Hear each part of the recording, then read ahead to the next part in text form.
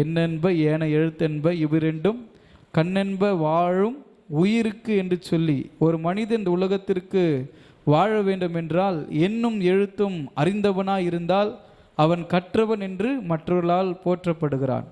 எண்ணும் எழுத்தும் அறியாதவன் இந்த உலகத்தில் குருடனாய் இருப்பான் என்று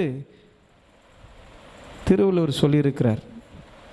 ஆண்டவர் நமக்கு சொல்லுகிறார், இந்த உலகத்தில் இந்த வார்த்தைகளின்படி மனிதன் வாழ தன்னை ஒப்பு கொடுத்தால் அவன் வெளிச்சத்தில் நடக்கிறான்.